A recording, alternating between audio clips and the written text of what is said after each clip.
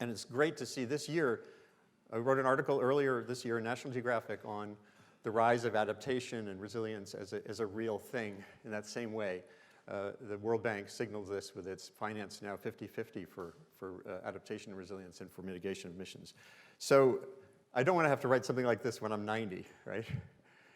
And the key thing about this story is it says here, the opening line was, the opening, what we call the subhead, was living with the greenhouse effect. You know, we're stuck with this climate and change even as we do the decarbonization.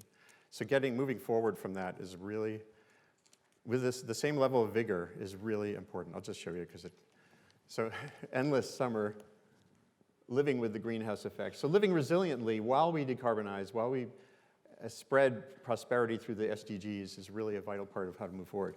So we're going to call up now first a greeting from the president of this wonderful university. Only yesterday did I realize that Columbia University, where I now am, is the old school, and we're at the new school. Mr. President, come.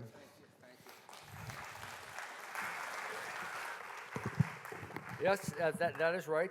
Columbia is the old school, we're the new school. But I'm David Van Zandt, the president here at the new school, and it's my great pleasure to welcome all of you, both the panelists, our colleagues, as well as the Global Resilience Partnership. We are honored to host this conference this morning. It's being within the New School, co-hosted by the Julian J. Studley Graduate Program in International Affairs and the Urban Systems Lab here at the New School. And I wanted to start out by acknowledging two New School professors, Michael Cohen and Tima McPherson. Their leadership and collaboration with GRP have made it possible for us to host this conference. Well, we're all here for a shared purpose, to reinforce the focus on resilience and the commitments that we anticipate will result from the UN Climate Action Summit.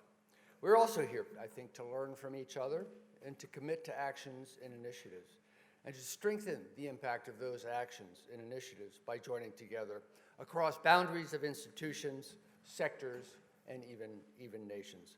I'm sure many of you witnessed, experienced, or even participated in the climate action marches on Friday, led by our young people in countries all around the world. It's their future we're all working for as we sit here today and here at the UN.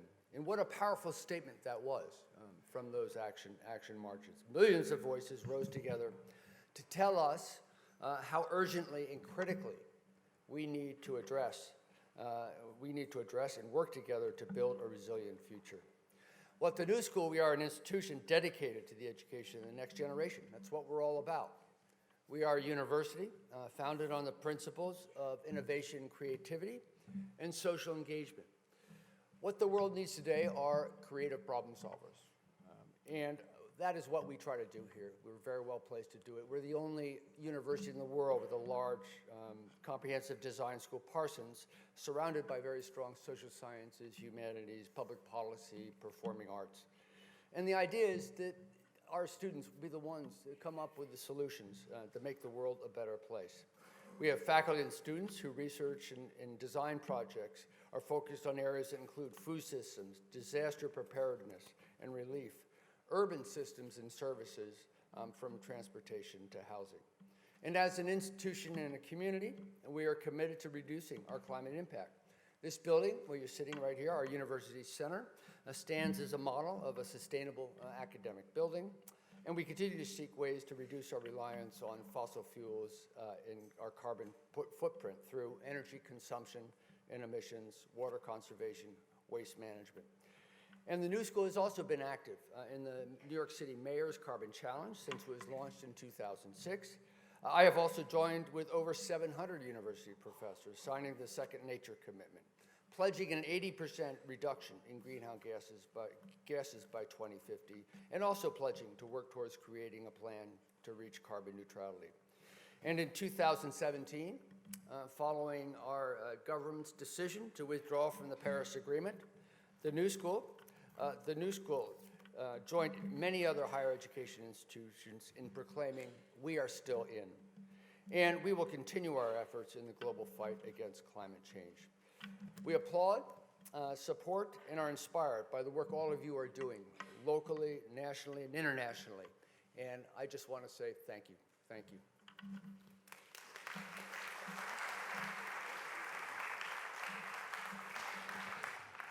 Now we'll have brief introductory calls from two fantastic leaders in this frontier that we're all exploring today and going to get some action points out of before the end of the day.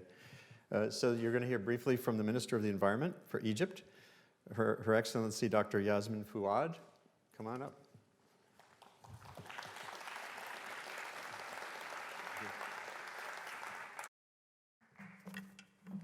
Good morning, everyone. It's really a pleasure and an honor to be here. To start, and before starting the Climate Summit, we have that wonderful gathering at the new school, working on adaptation and discussing issues related to adaptation and resilience. And I'm saying this is a wonderful start because actually that's the right start. The right start is not to look only at policies, approaches, finance, mechanisms, and partnerships. These are important, but what is really important more is to invest in the young generation, is to start from the level of the school, at the level of universities. And this is the right start. We're gathered at the Climate Summit, at the different coalitions, especially on adaptation, to discuss how can we accelerate action. Adaptation is a priority when we come to see the figures of how much countries are affected and how much climate change impact comes to countries without differentiation between wealthy nation and poor nation, between rich and poor communities. It hits hard, the development. So when we come to see how climate change is affecting us, it's definitely a developmental challenge before being an environmental challenge, before having the environment ministers discussing how can we accelerate actions. The figure shows, for example, that Africa has experienced a southern natural disaster affecting over 200 million people and resulted in the death of 400,000. This is just the start of how climate change is affecting us. Accordingly, the coalition on adaptation and resilience with the co-lead of the UK put that at the heart of our discussion, at the heart when we're seeing how can we move further and accelerate further on this action. It hits hard the GDPs of the country. The figures in 2014 showed that the world would need 100 billion in order to overcome the impact of climate change, to be able to be more adapt and more resilient. But that was in 2014, when there was and still is little action. What is needed and what Egypt, together with the UK, put in front of the Climate Summit is a very bold, ambitious, realistic, actionable agenda. An agenda that focuses on the need to act quickly, urgently, and increase and double the effort of what's being tackled at the level of adaptation to have more resilient cities. Infrastructure comes at the top of that. That's a priority. But we looked also at the level of the small households and the small farmers that are there, that are being hit, and the economies of their country are being hit by the climate change. A need to start pricing the climate risk, and a need to start evaluating how finance can be leveraged. Finance that comes under the Paris Agreement to fulfill the commitments that we all agreed upon between developed and developing countries as a priority, together with the technology transfer and capacity building. But more than that, we would talk about leveraging finance from the private sector, actions from the civil society. We will not have an active and bold civil society working on adaptation and resilience without really investing in the youth and investing in the school children. The video that was just presented few minutes ago exemplified that. But we will be doing ourselves a great defect if we only ask them to look at the issue as a package of climate change, because it's not only the package of climate change, and it's not only adaptation and resilience. It's the package of an integrated approach of conserving the sustainable management of our natural resources, of linking the climate change with the biodiversity, with the land degradation. We cannot afford to have a generation that thinks in three separate paths, because they are not three. They are linked together and has to be linked together. The last point that I would like to bring here is just to name the initiatives that UK and Egypt in the coalition has stepped and thought that these were important. These initiatives that exemplify global, regional, and sub-regional partnerships took into consideration inclusiveness, participatory, geographical, as well as ability to deliver, and deliver quickly, and deliver in action, on the ground, for the sake of humanity. These would include, but not limited to, risk-informed early action partnership, resilient livelihood and landscape, LDC's initiative for effective adaptation and resilience, ensure resilience global partnership, GCA agriculture and food security for small-scale food producer, coalition for climate resilience investment, and Africa adaptation initiative. We must give equal and increased urgency to adapt to climate change and build the resilience for the future, since adaptation action is not enough now and has to be scaled up and be able to adapt and accommodate all without leaving anyone behind. Thank you so very much.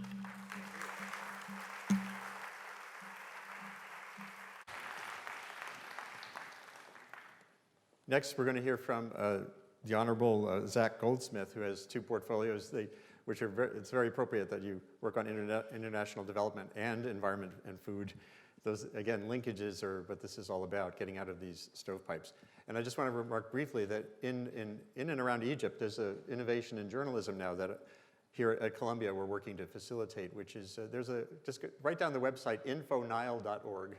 It's a collaborative journalism network throughout the Nile Basin, which of course runs from Uganda to the Mediterranean. It's not thinking like a river, thinking like a watershed. Integrating risk across space is a vital part of how we go forward.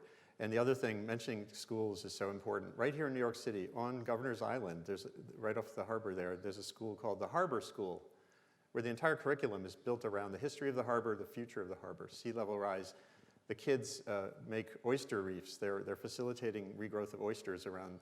There's a Billion Oyster Project. That's an academic program around the harbor. Mostly lower income schools working to understand the ecosystem and to build it, which is a great, I would love to see those models propagate because they're so valuable, and having that kind of crosstalk like we're having here has to go into the schools as well. So, Your Excellency, come on up. Thank you.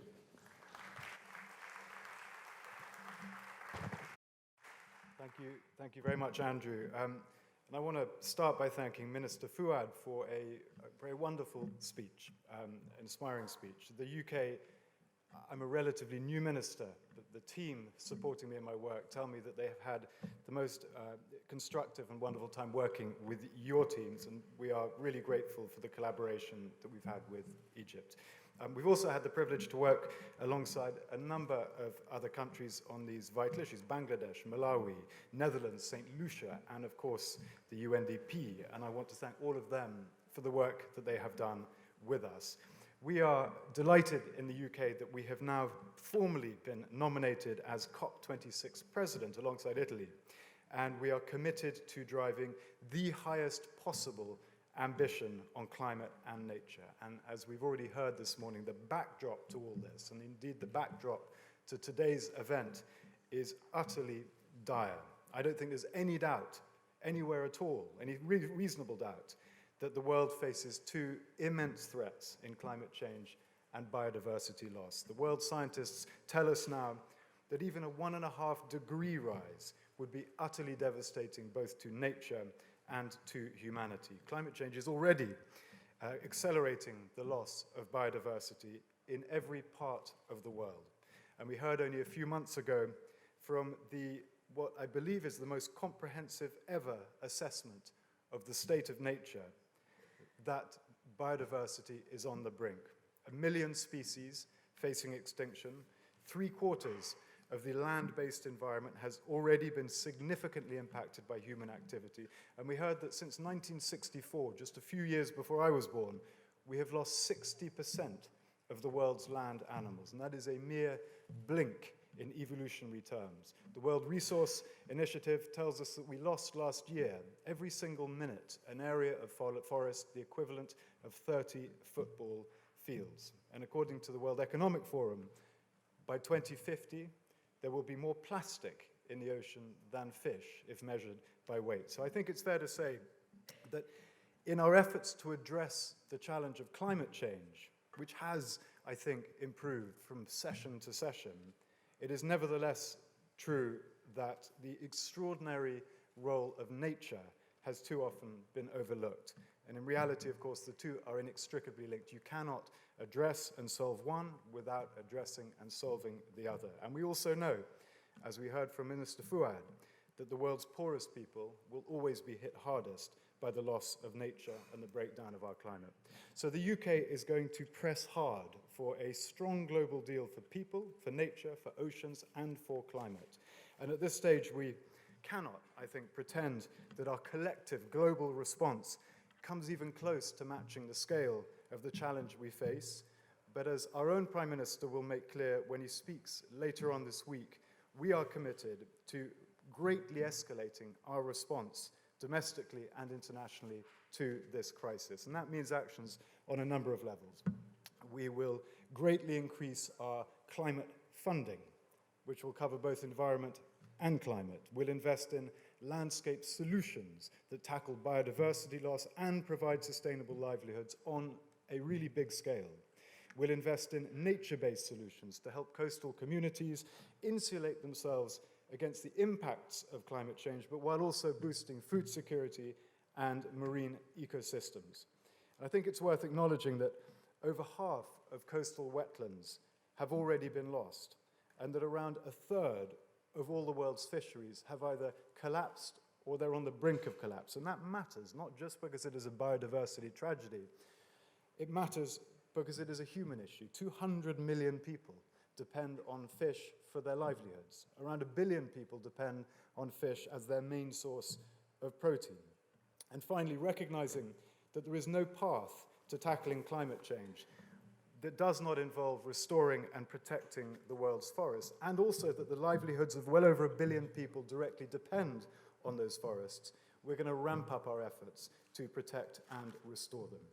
And of course, in a changing world, we need to help vulnerable communities adapt for a future that is going to look very, very different to the world of today. And I'm pleased that together with Egypt and our coalition, we've put forward a global call for action specifically on adaptation and resilience, which we're focusing on in this session. And in just a few weeks, 107 countries and 72 other organizations, including governments, companies, and civil society from right around the world, a coalition of the willing, have already joined us in this call. And as part of our offer, and we're going to hear more about this from Secretary of State Alok Sharma later this morning, we are providing significant new support to smallholder farmers to help them adapt to floods, to droughts, and to the spread of disease. We're investing in what we call the just rural transition to change the way governments subsidize land use. And the OECD tell us that the top 51 countries in the world, top 51 food-producing countries, provide around £705 billion each year in public support to agricultural producers. And at the impact, were we able to shift that support away from harmful practices and towards sustainable land use would be enormous. And we're already beginning this in the UK through a new environmental land management scheme. It means that instead of effectively paying billions of pounds to people more or less on the basis simply that they own land, no matter what they do to that land, those subsidies in the UK will now be entirely conditional upon delivery of public goods, biodiversity, flood prevention, access, clean water, and so on. I think it has the potential to be truly transformative. Our package includes a new partnership to be launched tomorrow that aims to make 1 billion people safer from disaster by 2025 by expanding early warning systems. We heard a little about this earlier, and helping countries plan their response. And I'm proud of the commitments that the UK is making. I'm delighted to support the offers that others are bringing to the table, for example, through the Least Developed Country Life AR Initiative and the African Adaptation Initiative. And as the nominated COP26 president, we look forward to working with you, everyone in this room, all our national partners over the next 12 months. This period of time, this coming year, is absolutely critical if we're to have any chance of bucking the trends. So I'm grateful to you for the work that you're already doing, and I look forward to ramping our efforts up over the next few months. Thank you.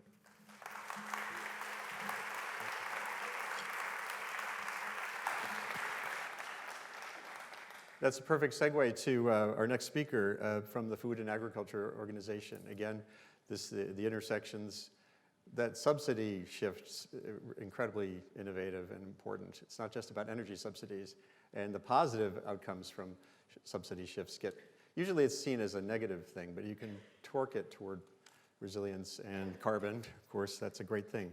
So the new FAO Director General, Mr. Dongyu, come on up. Thank you.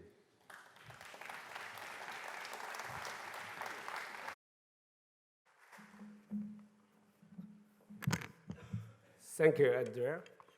Since I was a professor, so I'm so happy to sit here to have share my views.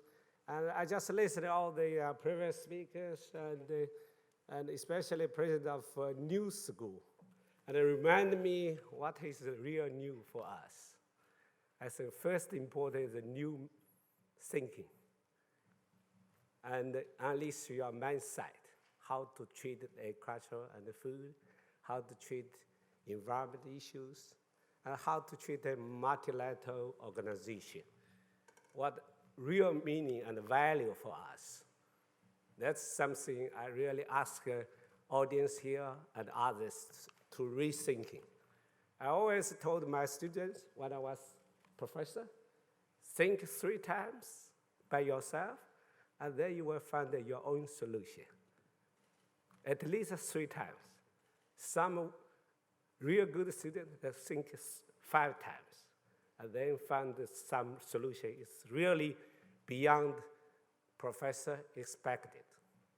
So I'm from Food and Agricultural Organization and the UN.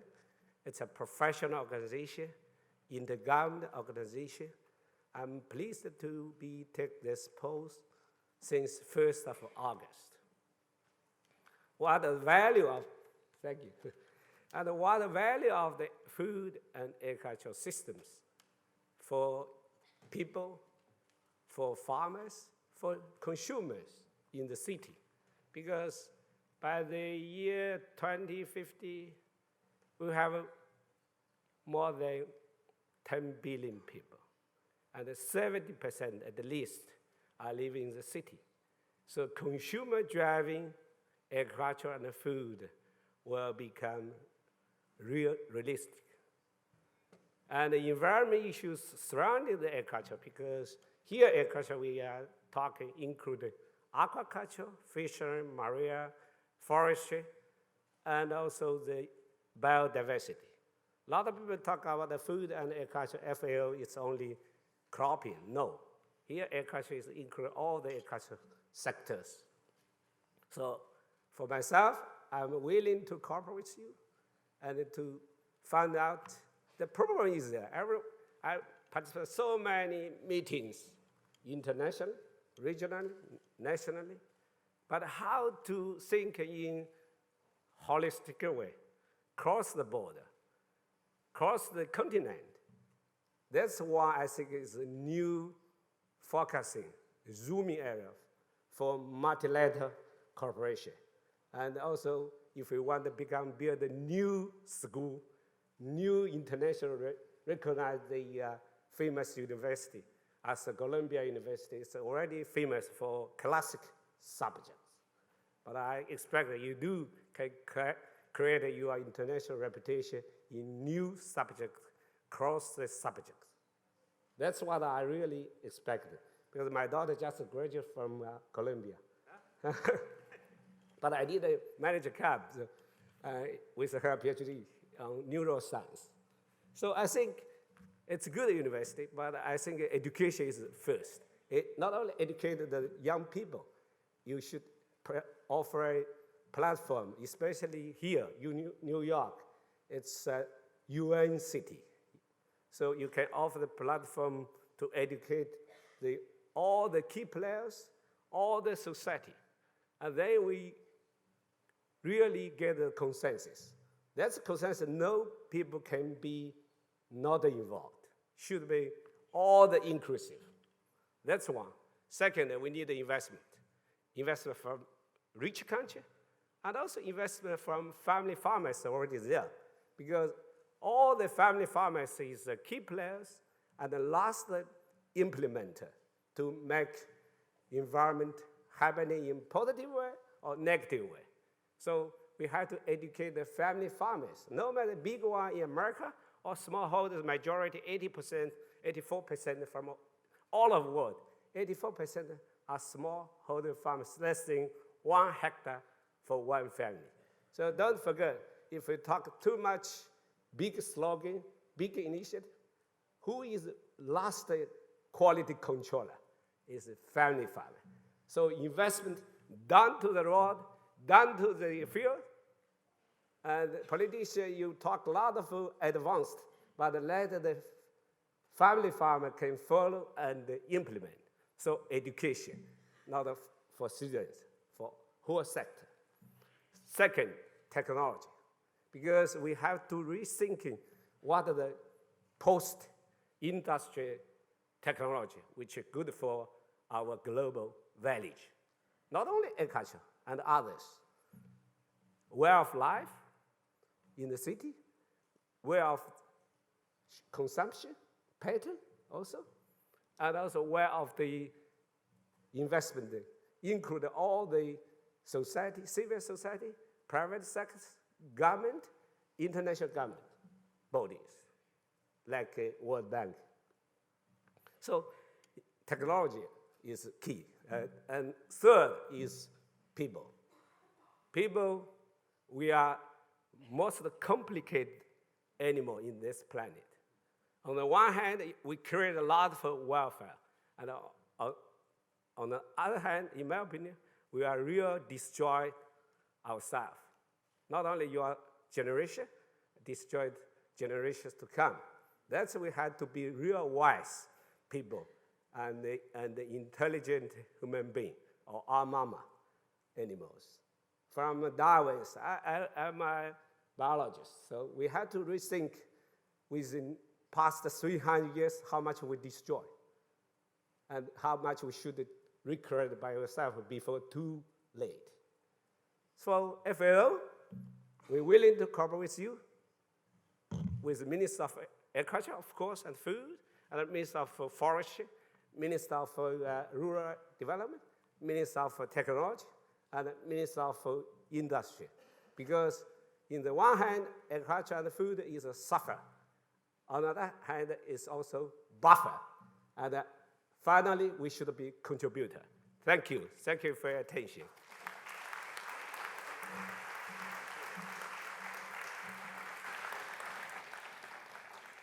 That was an incredibly fruitful summary. And what's interesting there in what we heard is that we now live in a planet where technology allows those rural farmers to be connected to knowledge and to each other. Just one thing to write down is Digital Green. Some of you probably know about Digital Green. Or they created Farmer Book, which was started in India. India has 120 million farming families. And how do you have an extension service? How do you build knowledge base and resilient understanding around that level of scale? You do it through mobile phones and connectivity to YouTube videos, which can be watched in your local internet cafe if you don't have the access to the full internet. So technology can build that connectivity with right out to the end of the last mile of the road, and that's something that Johan Rockstrom thinks about a lot. What is it about Stockholm that is about resilience? I want to know the roots of that. What made Stockholm this resilience hub of thinking and science? He has come at this challenge in many ways using graphics and data to drive meaning and understanding forward on how to build a resilient planet and how to understand the limits of a species with infinite aspirations on a finite planet. That's our challenge related to the human being's early evolution so far. So Johan, you're going to come up now. We're having a resilient adjustment to our schedule to make sure a couple of things happen on time. So come on up. Good to see you.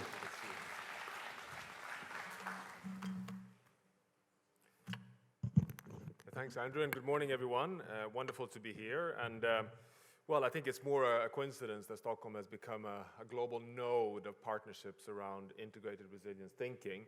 But I should mention to you that the origins here is really the father of resilience theory, Professor Buzz Holling, who passed away just less than a year back. And he was part of starting something called the Resilience Alliance, a global network of academic institutions really advancing the integrated research of resilience for sustainable development, and Stockholm quite early became a global node in advancing that partnership. So therefore, it's perhaps not such a large coincidence that the Stockholm Resilience Center and Stockholm is today also facilitating the Global Resilience Partnership, and I'm really honored to be here also as the chair of the Advisory Council of the Global Resilience Partnership. And what I'd like to do with you in a few minutes is just to share a little bit of an update on the scientific challenges we're facing and focus particularly on the solution space.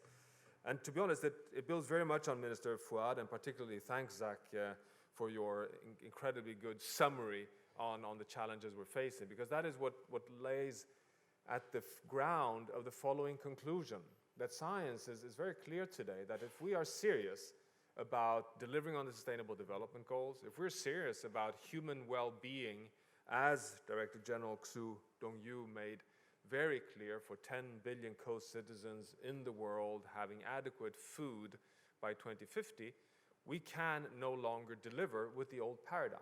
There's no such thing anymore as assuming that things change incrementally and linearly and can be only handled efficiently to deliver on our goals, because it's based on the assumption of stability. But what we're seeing today is a world that on area after area after area, based on scientific observation, moves towards turbulence. That surprise is the new normal. And resilience theory is the fundamental core science addressing how do you navigate a society, a household, the stability of an ecosystem in situations of stress and shock. So the very simple definition of resilience is how much shock and stress can you cope with without changing state or structure from the state where you want to be. Or in a more kind of technical way of saying it, how much pressure can you take before crossing over a tipping point?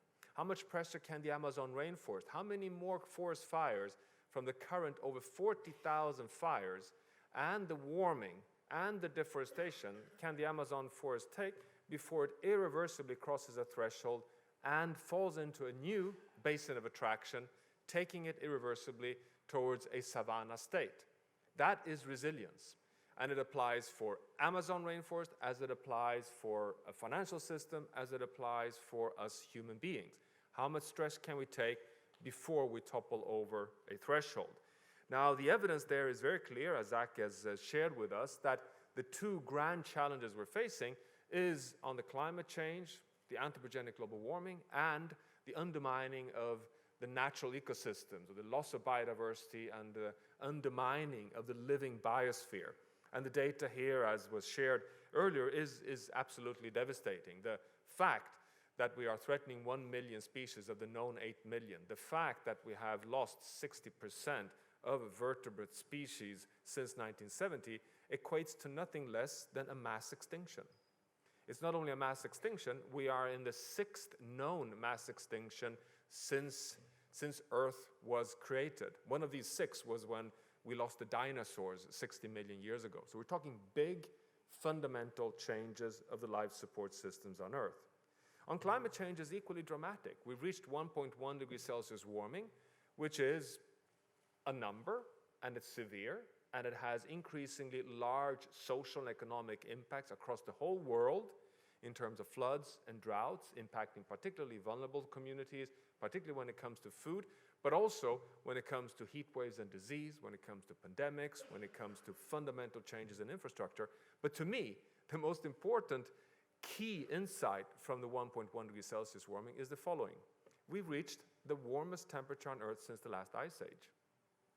We're bumping the ceiling of the biophysical maximum capacity of the Earth system since the last ice age. In fact, the latest modeling, which was just released a few months back, shows that even if you pull back the track 3 million years, which is the Pleistocene geological era, temperatures on Earth have never exceeded 2 degrees Celsius. We've been going in and out of ice ages. We've had a lot of natural variability. We have the little medieval warm period, we have the little ice age, we have tremendous natural variability, but it's, for the last 11,000 years, been within plus minus 1 degree, and over the last 3 million years, it's between -4 and +2. -4 and +2 for 3 million years.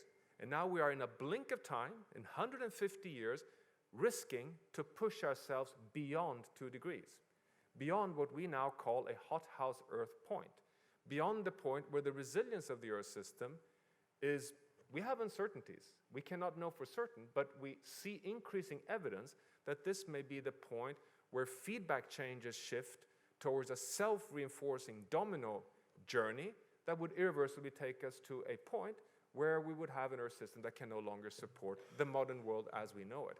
This is the heart of resilience as we know it. We need to keep systems stable. And these systems are social, ecological systems because we are an integrated, connected part of the Earth system. And the list of the impacts today at 1.1 degrees Celsius warming are very long, and they are about impacts, and I won't go through them. Let me just mention that it's not only the direct impacts, but it's also we're seeing changes in regional weather systems. We're also seeing changes in ocean dynamics that could be the first signals of loss of resilience. Now, what does all this mean then on the solution space? It means two things. It means, one, that science is considering seriously proclaiming a state of planetary emergency, that we are at this stage where we need to recognize that it's now a question of taking the challenges so seriously that we can no longer deliver human well-being without investing on resilience.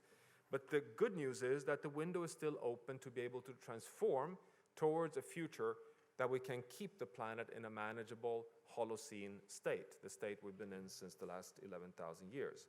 Now, let me just share with you 3 solution spaces then that could, I think, hopefully inspire some of the elaborations you'll have today.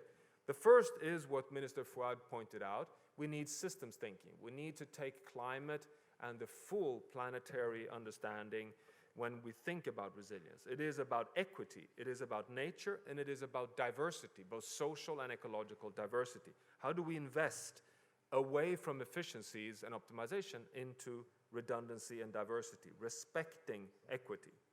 The second one is really on exponentials, recognizing this is a transformational journey. If we're going to decarbonize the world economy in 30 years, if we're going to maintain the resilience in ecosystems, it's no longer a linear incremental journey. It is about transformation, about ideas that can go to scale and pace. What are those ideas? You're sitting on many of the solutions. How do we scale them?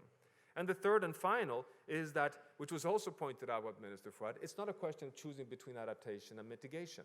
It's really about building climate resilience. It is about investing in systems for food management, for agriculture systems, for energy systems, transport systems that can, in a kind of a dual synergy, allow us both to build resilience, meaning more in the mitigation side, while at the same time give us better capacity to deal with unavoidable shocks and stresses from the warming that we cannot avoid.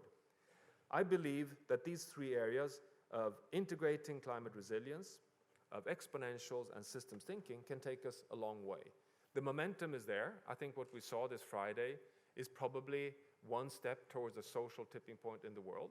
It has not statistically been verified, but I'm quite sure that this will come out as the world's single largest demonstration ever held in the world. And that in itself is something very significant. Business policy is really stepping forward and moving even faster than the policy domain. And you have the ability to really sit on solution space and innovation and practice. So it's really incredibly exciting to have this opportunity to see what comes out of this very important co-design day on resilience today. So I will like to thank you, but also, good luck over the deliberations over the day. Thank you very much.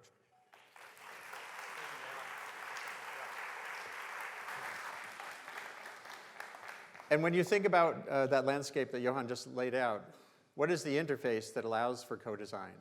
It's conversation, it's communication.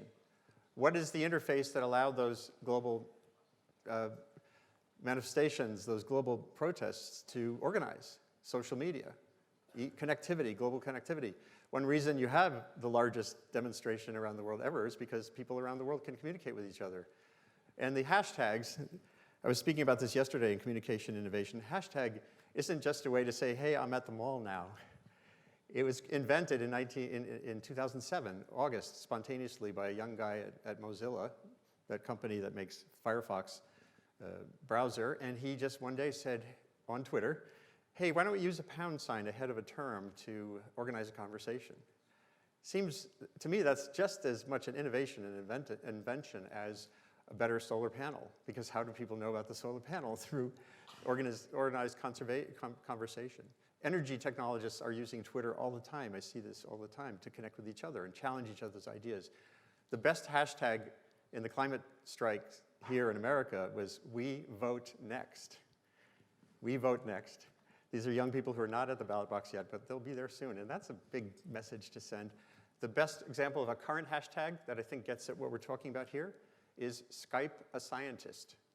Skype a Scientist, pound sign. Check it out. And this was created by a doctoral candidate in marine biology who said one day to herself, I'm going to go on Twitter and just, hey, teachers and students, I'm here for you. I can connect, I can be in your classroom right now through the miracle of connectivity. So those are innovation frontiers that have to be integrated into resilience conversations, because that's how you get that connectivity. So we're going to get to Fiji now. Thankfully, small island states represent a lot of ideas that relate to the global challenge, because a small island is an isolated place with resource challenges, with vulnerability. And we're all in a small place in a big part of the galaxy that faces the similar challenges. So I would like to call up the Attorney General of Fiji, who's also Minister for Economy, Civil Service, and Communications. His Excellency Aiyaz Sayed-Khaiyum. Come on up. Thank you for being here. I had the pleasure of visiting 23 or so. It was fantastic. Come back again. Bulvanak, and a good afternoon. Good morning, ladies and gentlemen. I'm in a completely different time zone. Please forgive me. The terrible loss of life in Bahamas from Hurricane Dorian once again underlies the need for the world to rapidly accelerate the provision of better finance and insurance solutions to build resilience in climate-vulnerable countries. It is critical that existing commitments are honored and new ones indeed are made.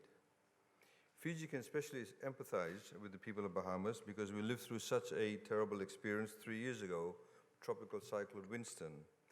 Just as Dorian was the strongest hurricane to be recorded in the Caribbean, Winston was the strongest to make landfall in the southern hemisphere.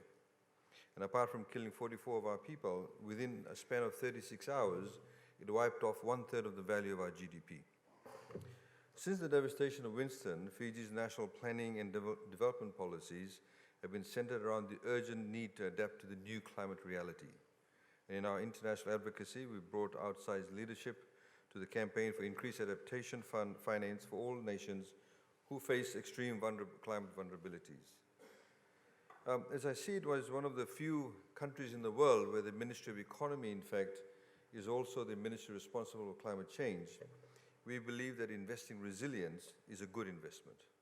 Indeed, we've seen, for example, the V20 ministers are now pushing for finance ministers to become a lot more tuned to the realities of climate change. And this is what we did in Fiji.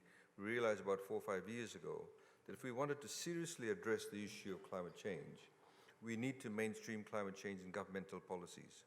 And that meant having it sit within the ministry that actually made decisions pertaining to the allocation of resources. And that's critically important, because within the Ministry of Economy, you also have your National Planning Department.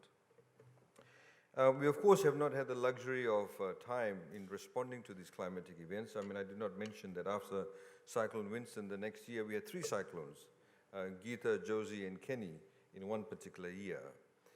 One of the issues that actually came about from this, and I'd like to highlight some practical issues, is that most people in Fiji don't have insurance in their homes, insurance cover. The reality is that the reason why they don't have that is because insurance companies have a very onerous demand in respect of issuing a cyclone certificate before you actually can get insurance cover. And most people cannot afford it. So we've been working with the World Bank in trying to develop certain products to be able to offer what one may call a sort of a muted version of your full indemnity insurance cover. So perhaps give you a cover of, say, up to $5,000 or $10,000, but with some basic compliance requirements. That's the process that we are in. Now, when Cyclone Winston hit Fiji, and given the fact that over 40,000 homes were damaged, there was a moral and indeed an ethical obligation on the government to provide some form of assistance to these people. Now, that cost us immediately, apart from the immediate relief efforts, about $125 million. The following year, it was another $110 million. It's not sustainable. When your GDP is worth about $11 billion, Fijian, which is about 5.5 US, to be able to fork out that money on a regular basis is completely unsustainable. So I think one of the things that I want to mention today, because we're talking about resilience, is to be able to develop financial products that will reduce our vulnerability, that will actually build resilience. And I'll give you some examples of what we can do in that space from a state level and also at a domestic home level. However, I think the other issue that comes out from it, and again, it's great to talk about these things, but is the reality of the cost of finance is critically important. Fiji is the only emerging economy that has launched green bonds, sovereign green bonds. The other 2 sovereign green bonds were issued by Poland and France. Now, we issued a very modest sum of $50 million US. But the cost of those funds, and even though it's listed in the London Stock Exchange, is in excess of 6%. It's like any other bonds that you may raise in the open market. So apart from the optics of it, and I'm being very frank about it, apart from the optics of it, and everybody's sort of patting you and saying, great, green bonds, from a financial perspective, it has not really made any difference. It has made some people maybe invest in your country or in your bonds because it's green bonds, but they're not willing to pay the right price. So what can we do? What can the various partners in this space do? Do we create awareness amongst the massive superannuation funds in the metropolitan powers, metropolitan cities, to encourage them to invest in those areas? For example, some superannuation funds don't want to invest in what they call sin products, whether it's cigarettes or whether it's alcohol or whether it's mining companies. So in the same way, perhaps we should incentivize them to invest in these types of bonds where they're willing to pay perhaps a lower rate. Or indeed, development partners can work together with them to be able to ensure that the developing countries, or countries like in the Pacific, the Caribbean, and various other parts of the countries that are landlocked countries, countries that are facing desertification, whether they can get attractive rates. And that's a conversation we actually do need to have. And in fact, we've been toying around with some new ideas in that respect. I think the other point I'd like to make, and so I'm quite happy to take questions later on if there's an opportunity for that. The other point I'd like to make is also nature-based solutions, and I think they're critically important in terms of building resilience. We've got, for example, mangroves. We have identified 43 communities along our coastal lines that need to be moved to higher ground. We've already relocated about 3 villages to higher ground. But apart from those communities, we have health centers, we have infrastructure roading around islands that are being completely washed away or inundated with waters on a regular basis. So what do we do with those communities? One of the nature-based solutions, of course, is that villages that are becoming vulnerable, we are planting, for example, mangrove forests around these villages. So they are able to take the brunt of the waves. They're able to sort of mitigate some of the encroaching waters. But at the same time, there's a human aspect to it, a human element to it. By having more mangroves, you're able to provide biodiversity, you provide ecosystems where you have sustainable fishing, for example, for crabs and fish, and they feed into the wider ecosystem within that oceanic space, or that shoreline space, I should say more appropriately. So we are building resilience from that perspective, building sustainable livelihoods from that perspective also. And also, of course, having a bigger sort of carbon sink, because as we know that ecosystems around the oceans have a much deeper carbon sink than those on the sort of terrestrial plantations. So these are the sorts of implementations or programs that we put in place. When Cyclone Winston hit us, we had over 5,000 kilometers of electrical cables that went down. Now, we now have a program that if we rehabilitate roads or build, for example, a 4-lane road instead of a normal 2-lane road, we've recently got a project. The idea is to, at the same time, put all the electrical cables underground. They're not necessarily cheap, but next time there's a cyclone, there's nothing to blow down because it's all underground. When we had 5,000 kilometers of electrical cables going down, entire communities, because of the rate of the massive devastation, we could not actually keep up with rehabilitating or putting those electrical cables up. So you had entire communities, for example, that suddenly fell into the poverty trap. Because if I'm a fisherwoman or fisherman, and I was catching fish and I was keeping my fish cool in the freezer or the cooler, I no longer could do that. For the next 6 months, I probably could not be able to live off that income that I traditionally lived off. So those are the sort of very real and practical issues or vulnerabilities that are actually, come to the fore if you're not able to build resilience. And I again go back to the point, because I suppose I'm always wearing the economy hat. Countries like Fiji at the moment, and of course, indeed, many other Pacific Islands. A number of Pacific Island countries, at least 3 I can name you, that are facing actually existential threats from encroaching waters. We've had certain islands, one particular country, it's only 12 feet above sea level. Now, there are numerous issues that actually arise from that. And we need to be able to address those issues from that perspective. So, ladies and gentlemen, I hope I'm able to sort of flag some of the key points and some of the key challenges. But I think that it's not all gloom and doom. If we have a sort of particular focus, if we're able to target issues of finance, of long-term resilience building, then we can actually come out on top of it, because we'll be able to build capacity not just amongst those vulnerable groups, but also in respect of creating opportunities for the private sector. Thank you very much. Vinaka.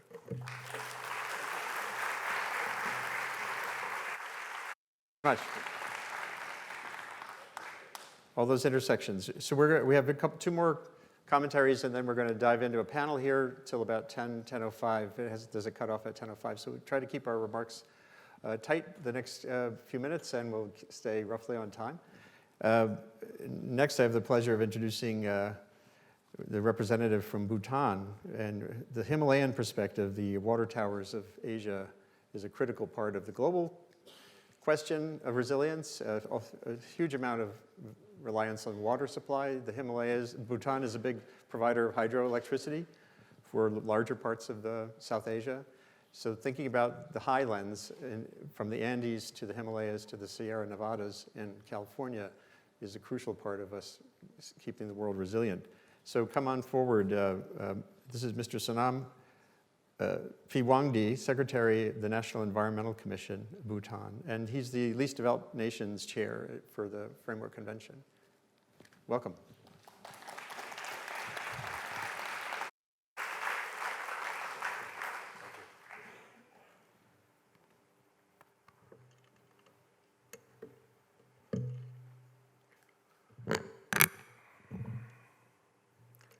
Good morning. Excellencies, distinguished participants, ladies and gentlemen. I'm delighted to be here at the opening session of Building a Resilient Future. My special thanks go to the organizers for inviting me on behalf of the LDC group to be part of this opening panel and for arranging this important event. I would like to thank the previous speakers for their very inspiring and useful perspectives on adaptation and resilience. And in particular, I would also like to thank excellencies from Egypt and UK for leading the Adaptation and Resilience thematic group for the UNSG Climate Action Summit. The LDCs, we are part of it. The moderator mentioned about Bhutan. Yes, Bhutan, we are known as the country of happiness. We have what we call the concept of principle of gross national happiness, which is our guiding philosophy for development. And that is actually, I often say it is SDG++. This is what everybody is trying to go towards now. And as a result of that, since 1974 we started, we are the only carbon negative country in the world. We have 72% forest cover, and we have written this into our constitution that we shall have 60% forest cover at all times. Our energy is from hydropower, clean energy, 100%.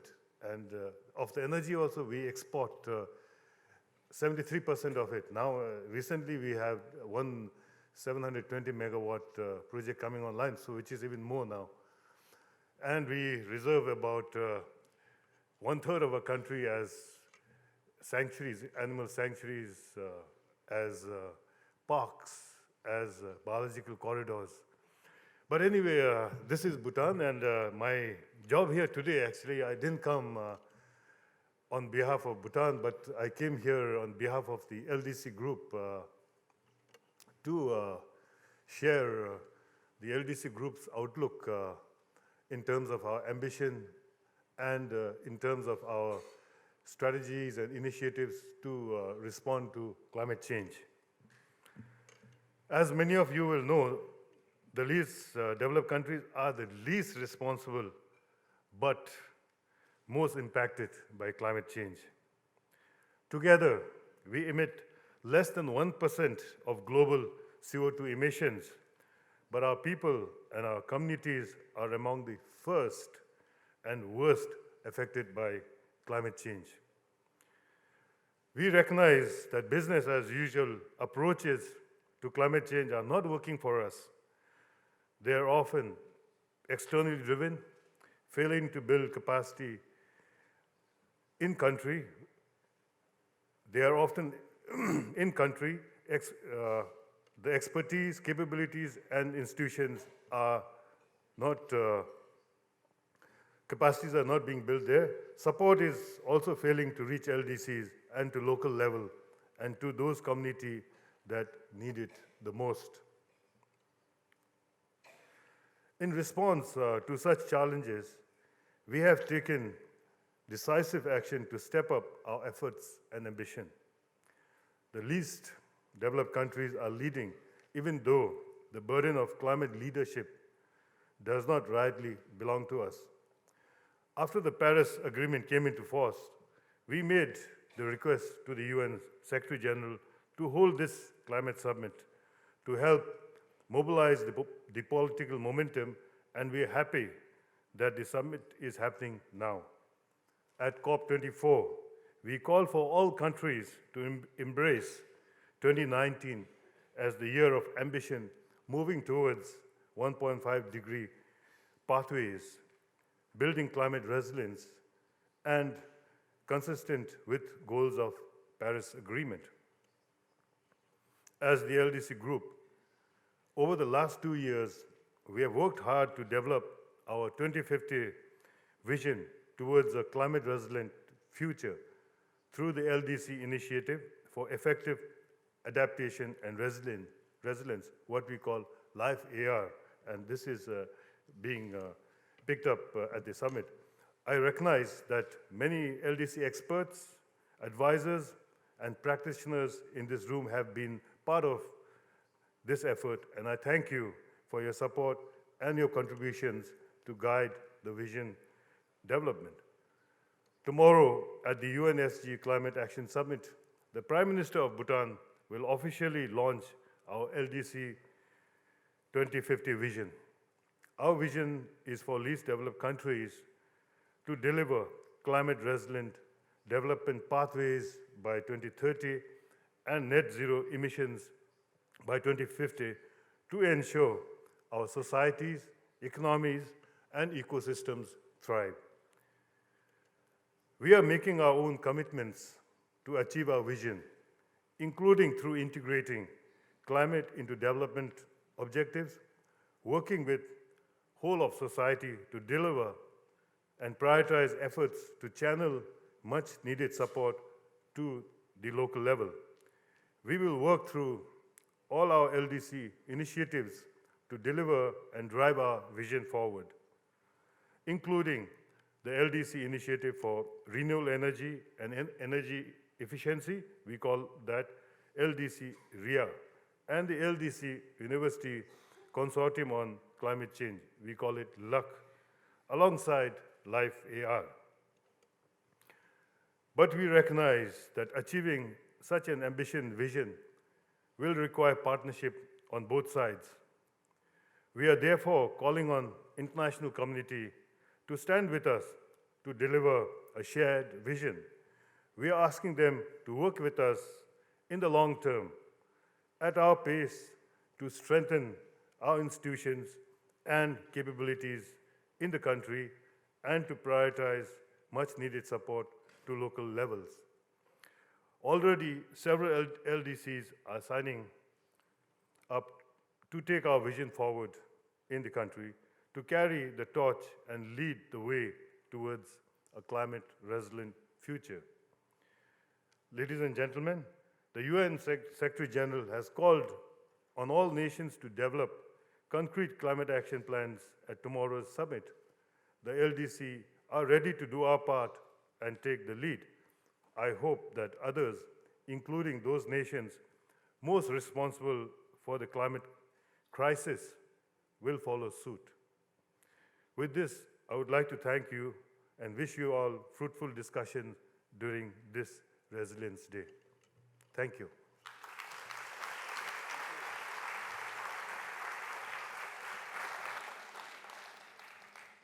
So we're going to close out the opening discussions here with the voice from Myanmar. The Irrawaddy Delta is part of a situation we have all around the world where there are big rivers that have deltas that I wrote a piece for the New York Times once called Delta Blues, meaning here in the United States in the South, the Mississippi, there's a Delta Blues as a form of music, but we have Delta Blues around the world. There are issues that are particular to river systems where they meet the sea. And His Excellency U An Win, the Minister of Natural Resources and Environmental Conservation from Myanmar, come forward, please, and give some very, very brief remarks. That would be great. And then we'll get into the discussion here until a little after 10. Thank you.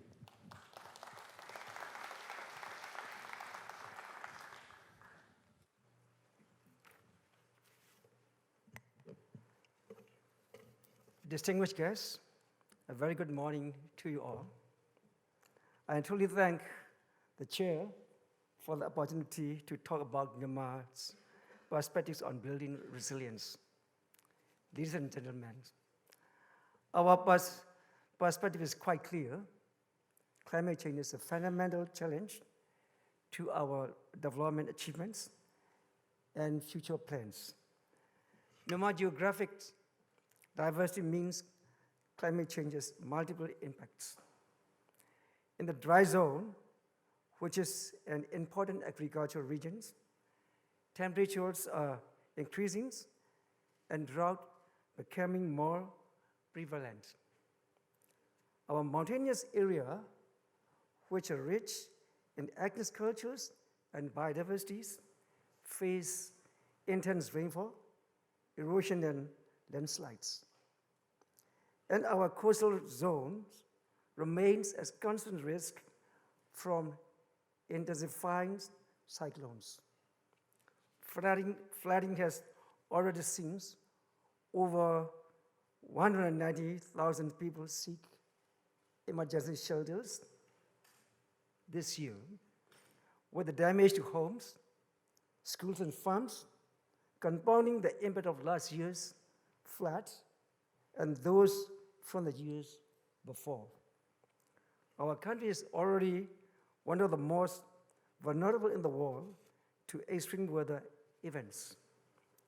In 2008, we suffered from the catastrophic cyclone Nuggets, which killed over 180,000 people. Memories of that tragedies are still vivid. In this year, since, we have made numerous development gains, but we are well aware that these remain highly susceptible to such risks. In this context, Myanmar has adopted a national development framework that systematically embeds environmental conservation and climate change considerations into all future development policies, plans, and projects. On World Environment Day this year, our honorable presidents launched a new national environmental policy and Myanmar climate change policy to guide our pursuit of a low carbon growth pathway and our building of a resilient future.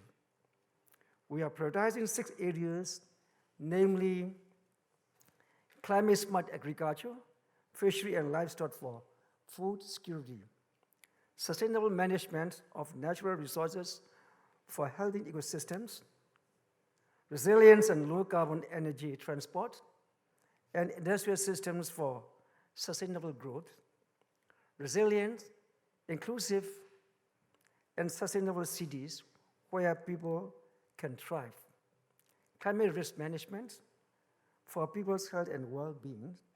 The last one is education, science, and technology for a resilient societies. Ladies and gentlemen, through the Myanmar Climate Change Alliance, we have piloted township adaptation plans in 3 different locations that face differing climate impacts. Over the coming years, we will continue to expand these efforts in additional townships. Nature-based solutions are a key priority to our national adaptation plans.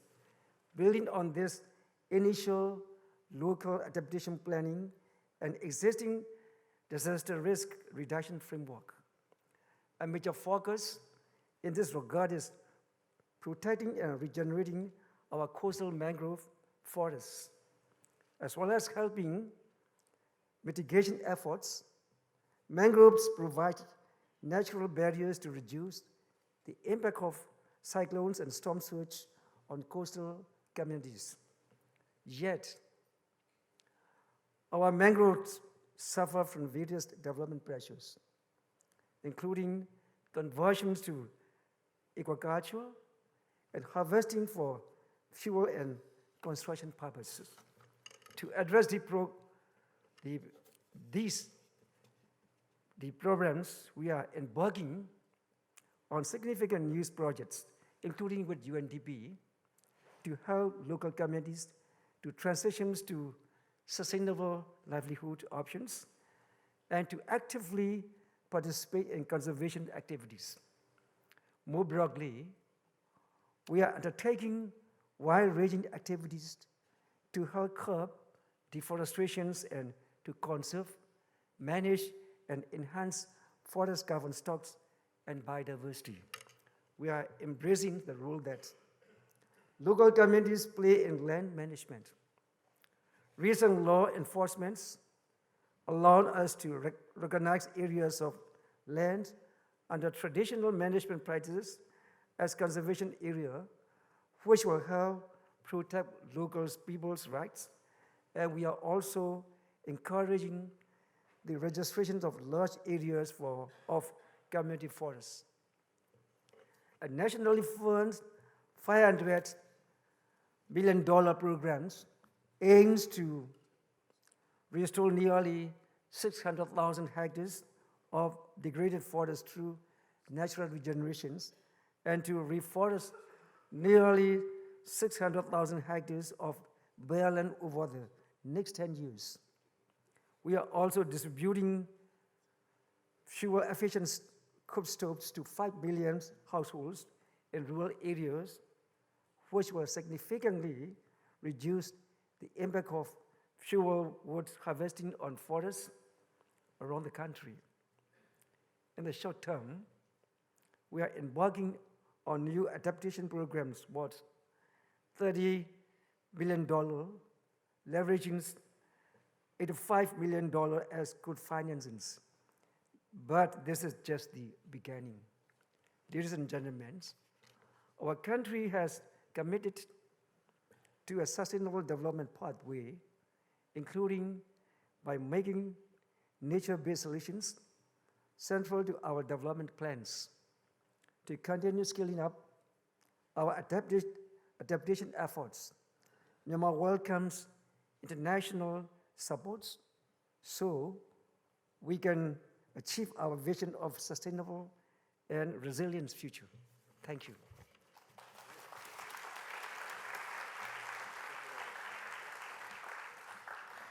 So I'd love it if the panelists could all come up now. I wouldn't say to run, but come up as quickly as you can, all of you. We don't want to fall down. While you're doing that, I'll tell a little story. Joel Cohen, who's a famous professor of demography and development, I was having a conversation with him. Are people coming forward? Everyone.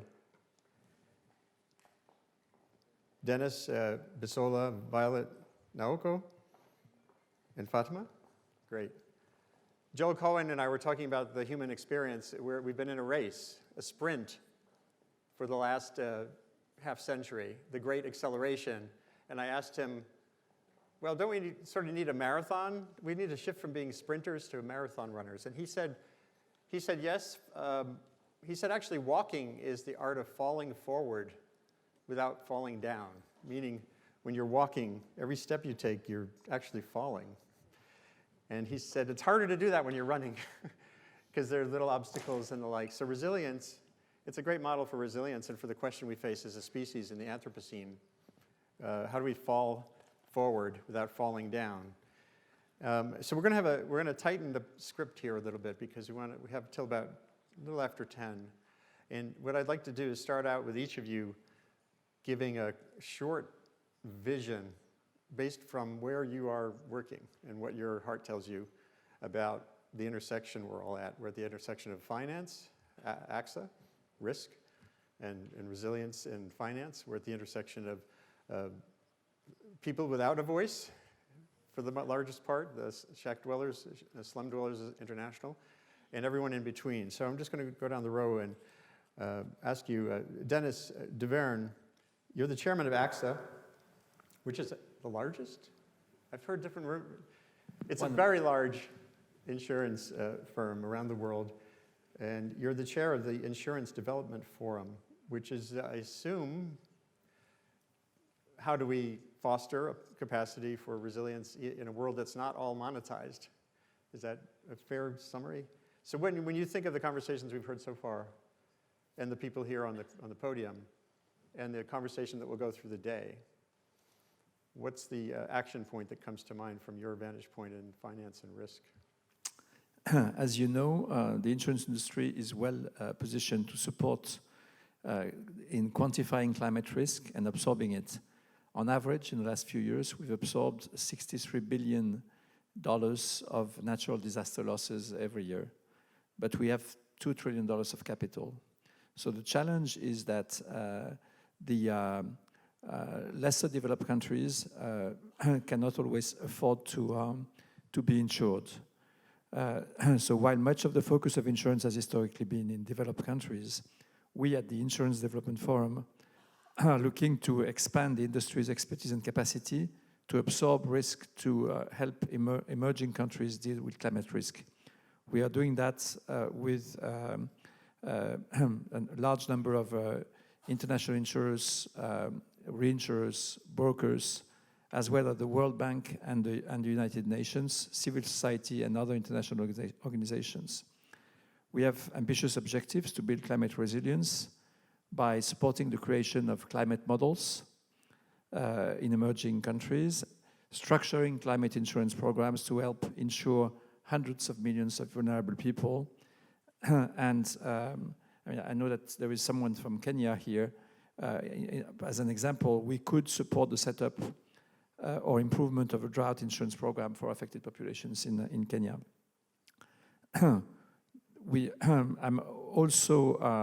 want also to mention nature-based solutions, which have been mentioned earlier. AXA XL's Ocean Risk Initiative is working to identify solutions to nature-based solutions. Alongside our partners, we are leading the focus with the launch, which was announced last Thursday, of the Ocean Risk and Resilience Action Alliance. The alliance will bring together cross-sector collaboration to drive finance and insurance solutions. We are developing a blue carbon resilience credit with the Nature Conservancy, as well as developing an ocean risk index to measure the budgetary impact of the degradation of marine ecosystems. So that's, in a snapshot, a few examples of the initiatives we're taking. Is there a way to have the risk, to have it be granular enough that there can be rewarded, like a low rate for areas that are planting more mangroves and a higher rate for areas that aren't, that kind of thing? Is there a way to have that sort of positive pressure? This is the way insurance works. I think the limit is that you have some areas that are just uninsurable because the event will happen each year. But we are also, at AXA, we've also partnered with UN Habitat to describe what would be the right conditions for buildings to be supporting major weather events. But insurance is just about that. Thank you. So Bisola, we're going to come to you now from Nigeria. You're a representative of Slum Dwellers International, which I've been involved in writing about periodically. And what's the challenge you see from your end when you see a spectrum and conversation here? The people around you, whether it's in Lagos or in the slums I've been in the favelas in Brazil or in parts of South Asia, how does this all feel from that vantage point? And what's missing, or what can be added? What conversation can happen here today that could change the landscape a little bit? Thank you. Good morning, everyone. Morning. Yeah. So before I pop into your answers to your questions, I would like to ask a question. Please, if you are here and you are living in one or informal settlement area in your country, can I just see your hands up? Okay, 1, 2, 3. Anyone? 4. Anyone? 5. Anyone? Okay, let's stop there. 5, 6. Okay. 7. Okay. I got that. So before I pop into your questions one more time, I would like to make this emphasize on today's topic, which says early morning, early actions. So when I say early morning, say early actions. Early morning, early actions. Early morning, early action, take no one behind. Are we good to go? Are we good to go? Yes. Okay, early morning. Early action. Please, can we just echo it? Are we feeling cool? Are we feeling cool? Let's make it warm and alive. Let's bring it alive. Early morning. Early morning. Early morning. Early morning. Early morning. Early action. Leave no one behind. Thank you. Back to your questions. One more time. My name is Bisola Akimuyiwa from Lagos, Nigeria, a member of Slum Dwellers International. Let me pop into this. The overestimate of 8 million of people living in urban poor are highly vulnerable to the impact of climate changes, which I'm one of them. And we, the youth, we bear the major consequences of not addressing today's climate crisis issues. I think we, the youth, we deserve to represent our own interests. So if you are youth out there, I think we all deserve to represent our own interests. The poor people deserve to represent their own interests. They deserve, we deserve, to represent what we feel like is not okay by us. We wear the shoes and we know where inches us in the shoes. So we deserve to represent our own interests. We bear and we adapt, we need to adapt to sacrifice because the society is not changing in time. The least everyone here can do, if you are in a position of power of doing this, is for you to engage with us. Engage with the poor ones. Engage with the vulnerable ones. Engage with the youth. Listen to us. Work with us. Over 42% of the youth in overpopulations are under the age of 25. Right. 50% are under the age of 30. How can we make this change happen without engaging us? Right. How can we make this happen without engaging the poor ones, without engaging people living in informal settlements?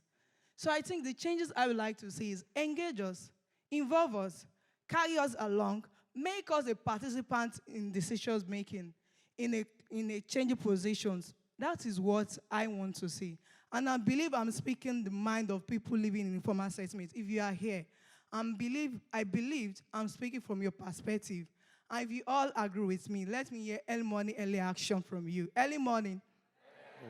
Sure, we are all the same page. So thank you. That is all I have to say.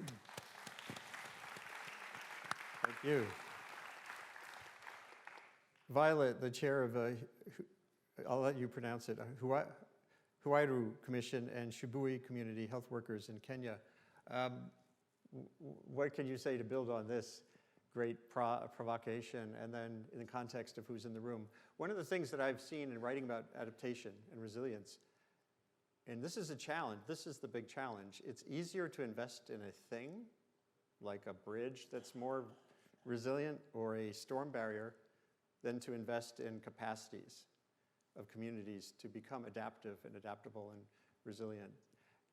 People, investors and even donors, like to invest in something that's shiny and simple, not in human capacity. So how do we create a solution there, something to invest in? Just from your experience in Kenya, a brief comment. Thank you. Huairu Commission is a global movement of grassroots women-led organizations, and we are working in all the 5 continents of the world. And in 2006, we realized that most of our grassroots women groups were impacted with climate change, and this was really affecting their performance. But one thing that we also realized was that the grassroots women were not just sitting idle to wait for solutions to come. They were developing coping mechanisms which changed to become innovations. And through these innovations, they were training governments and training development partners on how to develop strong, sustainable climate change adaptive methods that would actually take their communities to a way of responding to climate change. The thing we did was to actually develop a mentorship kind of program, peer learning, which grassroots women in communities that had already gone through climate change and were developing strong coping mechanisms, learning from each other.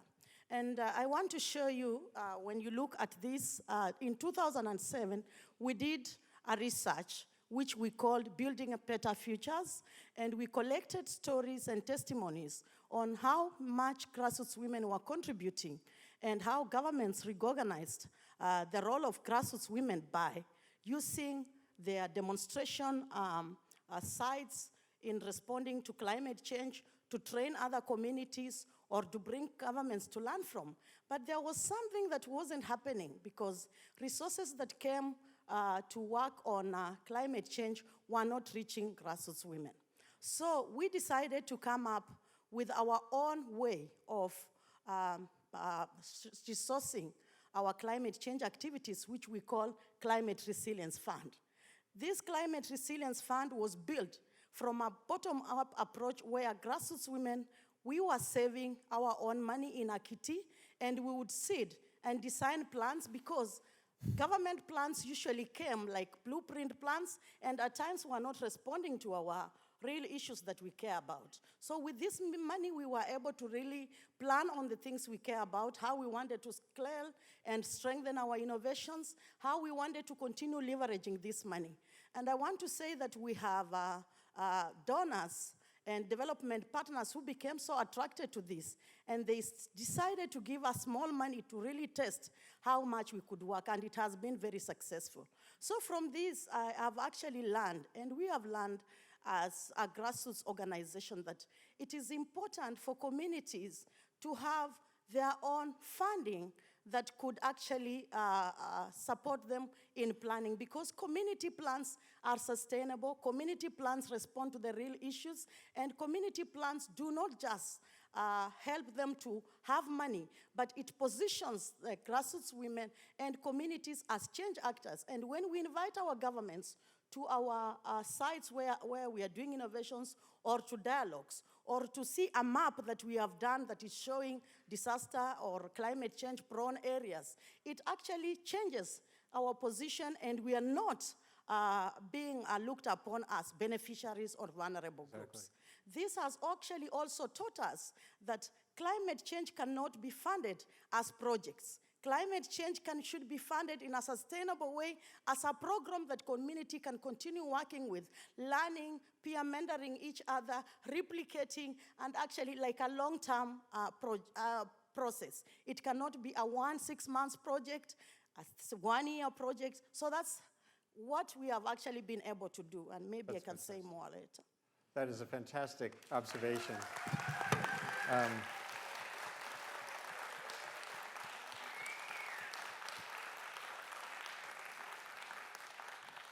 And what's really great about that is once you are supporting that network and program, the crosstalk that can happen between women or other people in these situations can create more innovation, and then through social media or anything, spread that knowledge. In India, there's these 1 million people in villages. They're women from the village. They're called accredited social health activists, and they're there to monitor who's pregnant, to make sure they're getting prenatal care, to see if they need to go to a clinic. And once you have that network, it's a resilience network. It's not just for good pregnancies, it's for anything that's happening at the village scale that has issues or opportunities. And that's just such a valuable pathway going forward. I hope that resonates through the rest of the day and onward. Next, we'll hear from, from the GEF, from the Global Environmental Facility and GCA, Commissioner Naoko Ishii. So what do you think now? Does this feel like, are these things getting supported already? These kinds of community out initiatives, or is this one of the grand challenges? Yeah, actually, I just want to reflect what we heard this morning, and the message from science is absolutely clear. Johan made a very beautiful speech, that now we have really pushed the carrying capacity of the Earth. So it's now really the time for us, the human, to change. And he also mentioned that how we can really change the way we live, we eat, we produce, and we consume. So it's more like a system changing that we need. And that's why that the GEF has also changed dramatically from doing just a fragmented project here and there. We try to see where we can really catalyze system change or transformational change, either on how we live in cities, including slum dwellers, how we really produce food and consume, so that then we are moving from a much more fragmented to much more system thinking that how to catalyze the system change. So that means that we really we have left the business as usual way of doing business to something very, very new. It's quite a journey, but I think that what we hear is kind of, also strengthen my conviction. So that's a point number one. The second point is actually very much what that Bisora and Violet already mentioned.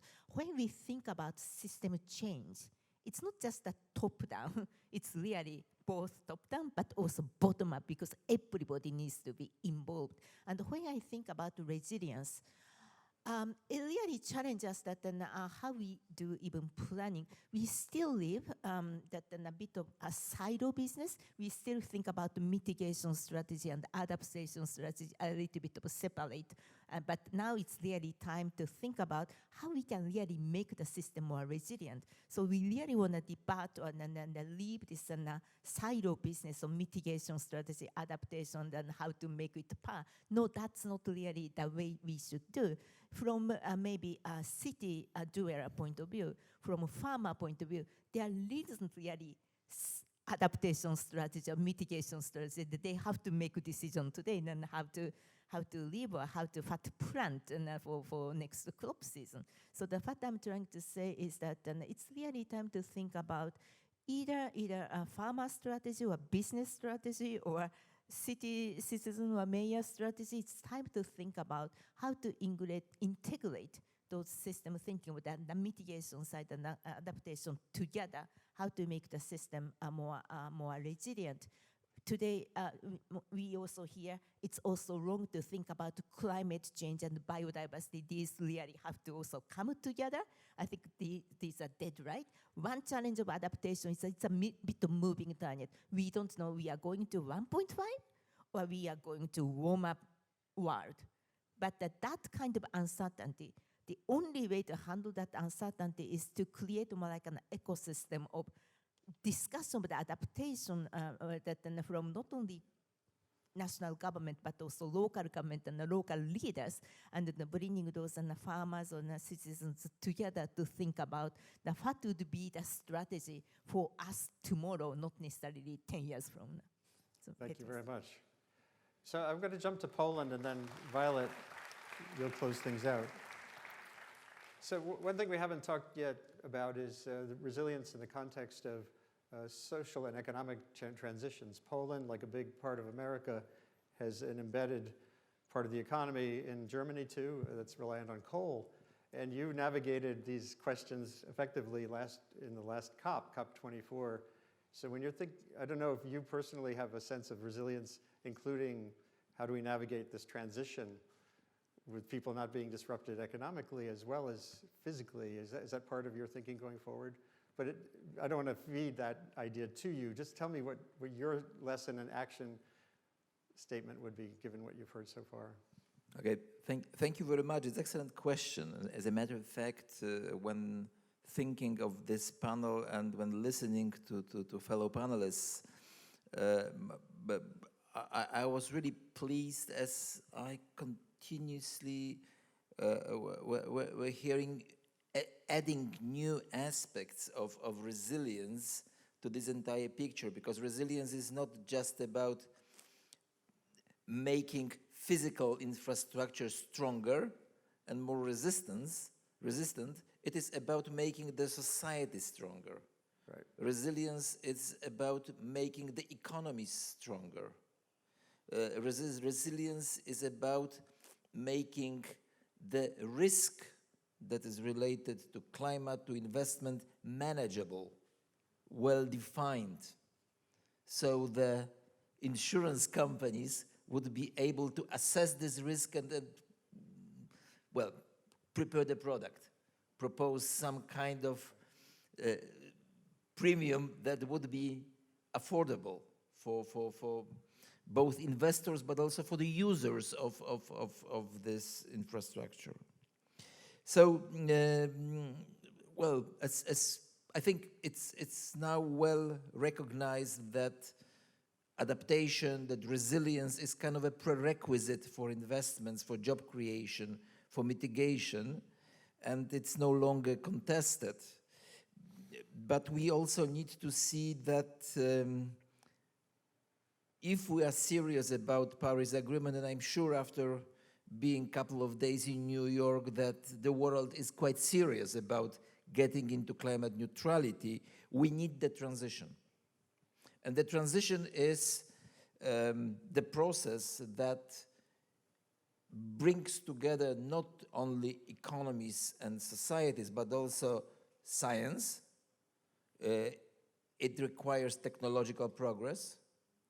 It requires a lot of education, and it requires a lot of dialogue. And the dialogue is what I think could be recognized as the most important component of the transition my country was undergoing since 30 years ago. So it's not just related to the last COP. It has started in early 90s, just after the change of the economic and political system back in 1989. And this transition was, at the very beginning, very painful, socially painful, because people, well, in fact, majority of people lost everything, because the property they had, like, it was not even the property. The money they had were no longer money, etc., etc., etc. But the kind of social deal was adopted, agreed, and the government at that time received this credit of trust, received this once in a history permission to do what was needed to be done in the relatively short period of time, and the people were able to be patiently waiting for the results. And the results, as we all know, are pretty good. The next step of this transition is just starting, because what happened then was the complete change of political system, of economic system. Now we are changing our energy system, which is very important for keeping the economy alive. We cannot live without electricity, and we cannot switch from coal to something else from Monday to Tuesday. It's the time-consuming period which has to be properly planned, and it's being planned right now. And in parallel, of course, lots of other things are happening, like investing in the renewables, in windmills, etc., etc. So I hope that in the near future, these plans would be made public and will be well communicated. But let me just, to conclude, come back for a while to the role of society, to the role of society. Because if we are to survive this transition in good shape, because it's not going to be an easy transition, we have to build strong society, well communicated, talking to each other, and using the technology. We have this artificial intelligence, machine learning applications that help to take decisions. We will probably need to deploy this kind of technologies for resilience, to make our decisions more efficient and more effective. Thank you. I was just at a meeting on that yesterday. Well, yeah, Thursday and Friday. Thank you very much. And I said Violet, but I meant Fatima. You get to close out the conversation with, we have almost no time. So from the standpoint of Oxfam International and Oxfam America, what's your action call to everyone here through this day? I'm really appreciative of this conversation. Thank you so much to the Global Resilient Partnership, to the New School for this. And let me try to sum up both this panel and what we heard in the opening remarks this morning. Oxfam is a global organization working in more than 90 countries to end the injustice of poverty. And I want to talk about that word injustice, because when we talk about climate change, when we talk about what this rest of the week is going to hold, it's about an absence of rights. In every dialogue you go to this week, in every conversation you hear or have, put people back at the heart of this. We're talking about people. Today, nearly half of the world, more than 3 billion people live in poverty, less than $2.50 a day.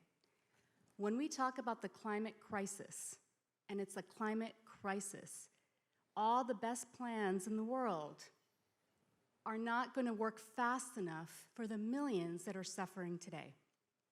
I was just in Mozambique this summer, looking at the destruction racked from cyclones Idai and Kenneth up in the north in Sofala province. For these farmers, more than 2.2 million people who are in need of still today humanitarian assistance, who already face some of the worst droughts because of climate change, then one of the worst cyclones to ever hit from the Channel in Mozambique in the Indian Ocean, and then 6 weeks later to be racked again by Cyclone Kenneth in an area in the north where satellite imagery has never recorded a tropical cyclone. And now more people are not just dying, but in debt because they cannot get out of these cycles that we're trapped in. When we talk about the very people at the heart of this, the people that Bisola and Violet have brought back into this conversation today, think about how far we are from meeting the needs. The recent OECD recent finance climate report showed us that we're only at $71 billion of meeting climate needs, far short of the $100 billion pledged by wealthy countries. But the reality is, most of that is for mitigation. Very little of that is for adaptation and resilience. And when we talk about, from a donor perspective, what is compelling, it's not building shiny bridges. I would argue, what is more compelling than investing in half of humanity? And if we can't understand that as a top priority of putting money, putting resources, and most importantly, putting voice in the very communities that are on the front lines of this, which is half of our globe, then all of the talk this week and going forward won't have the impact that we think it's going to have. So we are at a crossroads today, and Oxfam is privileged and proud to work with partners all around the globe in more than 90 countries to really put communities' voices at the back of this conversation, at the front of this conversation, put it back in the front of this conversation. And I would just leave us with this one simple message. It is no longer enough to say it's mitigation or adaptation or resilience. These artificial silos that politicians and development communities have created will no longer work. It's not a choice between biodiversity or people. We are interconnected. This is a systems problem. And we have to tackle it from an interconnection of systems. And systems, we have to put people at the heart of that. So as we think about the challenges ahead for us this week, the challenges of moving serious resources into adaptation and resilience, even as we work on mitigation, we're going to have to be serious about this. I want to end with where we're heading here. The IPCC 1.5 degree report is telling us that if we hit 2 degrees Celsius, we're looking at an additional 62 to 467 million people who could be facing additional poverty. That is a situation where we could add an additional 500 million people to the poverty line. These are the stakes for us today.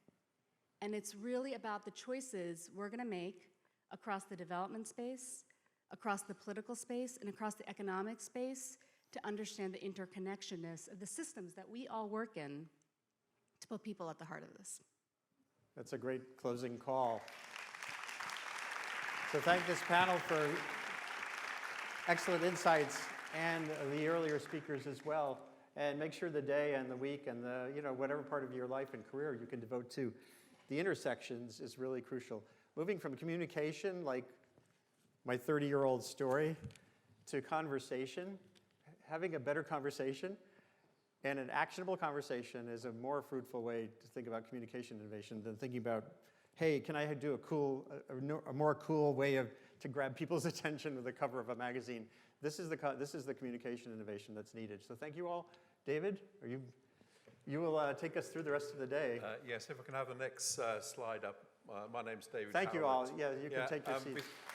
Can I give a big round of applause to all our speakers, and also a big round of applause to Andrew. That's right. And also, I think it's, let me see if I can do this right. Is it early warning? No, I can't hear you. It's all about action today. We haven't got the... Use the hashtag. The hashtag for this meeting is Resilient Future 19, yeah, right? we haven't got it up there. We need to get it up there. Resilient Future 19. Yeah. Let's continue the conversation in that space, and then Anyway. it spreads further, too. I won't go through that slide. We're obviously a few minutes behind schedule, but we are going to start at the next sessions at 10:30. Coffee is downstairs, so I'm not going to speak any longer than that because we need to move, and we need to move this movement for change. But to thank you all for coming, particularly so early on a Sunday morning. So again, early warning, action, get your coffee, and then get the solutions. Thank you.